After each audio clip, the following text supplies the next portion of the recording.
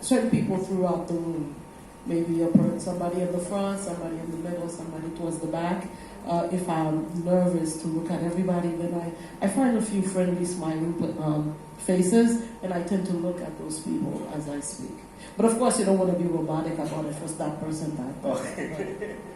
Okay, that's very good. The tips that was given to me back then, because I used to afraid to look at the people, right? I used to.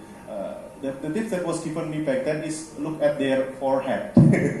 So do not look at the eye, look at the forehead. People will think they look at their eye, but actually you look at the forehead. But since then I'm training myself, so I'm not I'm not nervous anymore when I'm looking people in the eye. And you discovered this through doing speeches all Yeah. the time, right? So as you do it more and more, you will find your way, right? You'll find what's comfortable for you, how to establish eye contact, and you learn that from repetition, right? yeah, experience actually. And now starting with, let's talk about nervousness. I think this thing is happen for every people who try to public speak. I mean, there is some cases that they already prepared the speech perfectly. They already rehearse. But when they come to the stage, they forget. Or they just like, okay, what I'm going to speak now? How should I do this? They are judging me, for example. They start to get thinking like that. Do you have some certain how to ease nervousness, perhaps? Take a deep breath before you start. Just realize that you are prepared, you've done it at home, and you're going to be a little bit nervous, but try not to be. And it's easier to say, try not to be nervous, but really,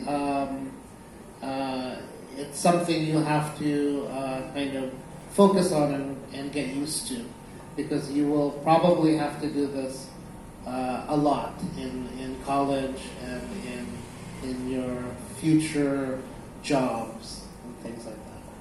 So, Alice, want to add something? Yeah, I want to echo what Ronald says. Know that you prepared. Have confidence in your preparation. Have confidence in what you are going to say. Focus on the fact that you did the work and that you are the expert in your topic. And for me, that takes the nerves away. If I'm not prepared, then I'm nervous. But if I'm prepared, then I'm not nervous. So yeah, that's part of the things, right, that we need to discuss, nervousness, because it can make good preparation.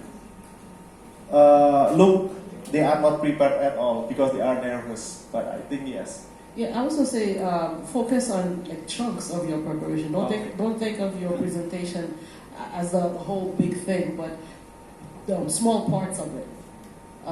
Could help. Well, first I'm going to talk about this, then I'm going to talk about that. But if you think about the whole presentation, that will make you more nervous. Yeah, I think that's a good way of thinking, because people sometimes start like, okay, this is big, I cannot fail this. So and they are being what I call crushed by the expectation that they create by themselves, and then okay, I cannot fail. But yeah, I think that's a good thing. Divide it into chunks so that you are not nervous. Oh yeah, from the audience, later on there is a Q&A, so you can ask. Can I ask in English? Oh yeah, later on you can ask in English, but if you do not want to, you can ask in Indonesia, and the committee will translate. Yeah, the committee will translate. So no worries. Or if you want to speak English while training your public speaking by being asking to the speaker, you can also do that. So feel free. So let's see some things talking about engaging the audience. Sometimes the way we talk, I do not know, perhaps the way we talk, the way we deliver is not engaging to the audience. It's not to keep them listen to us. So sometimes they listen for like 5-10 minutes, and then after that they, I don't know, playing with phone, looking elsewhere, starting to think what the lunch today was. How do you keep your audience keep engaging with your speaking? Well, I think sometimes not everybody's going to be interested in what you have to say.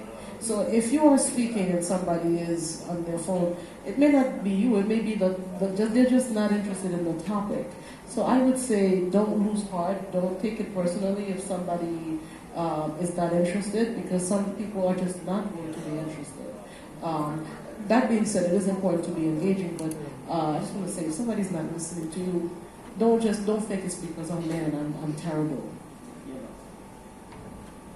Okay. Mr. Raul, do you want to add? That's true.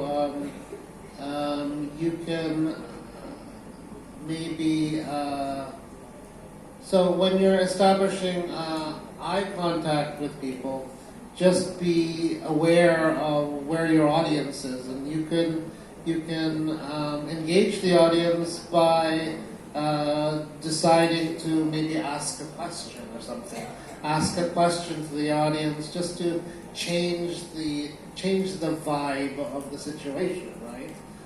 So that's why also eye contact's important, so you can observe what you see the audience is doing, so you can adjust appropriately.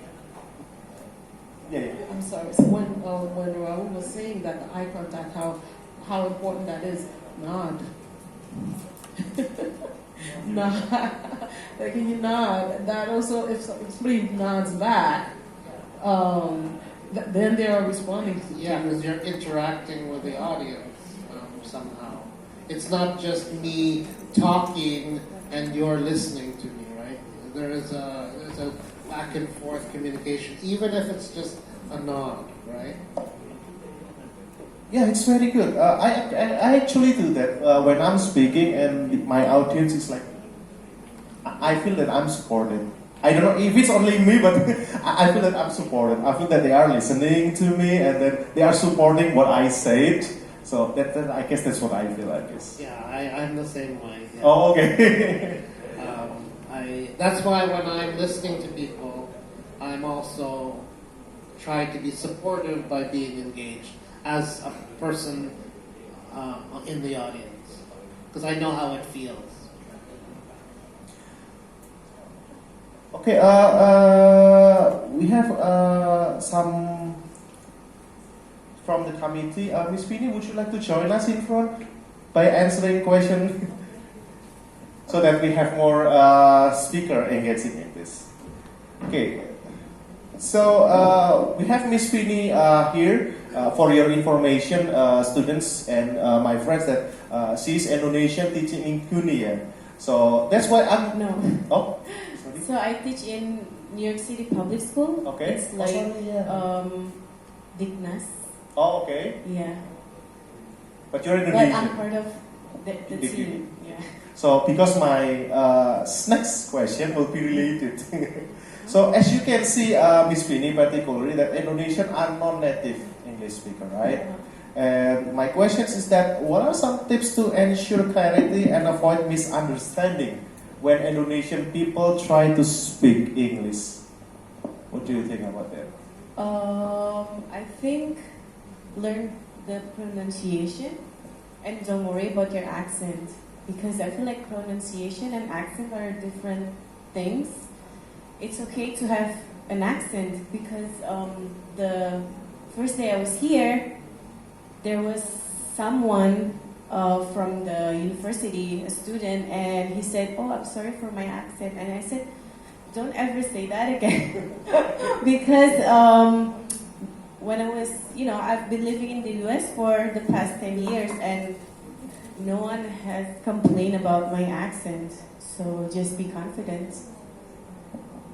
And second, to continue, how you can have a tips to improve their pronunciation that the students can do, perhaps?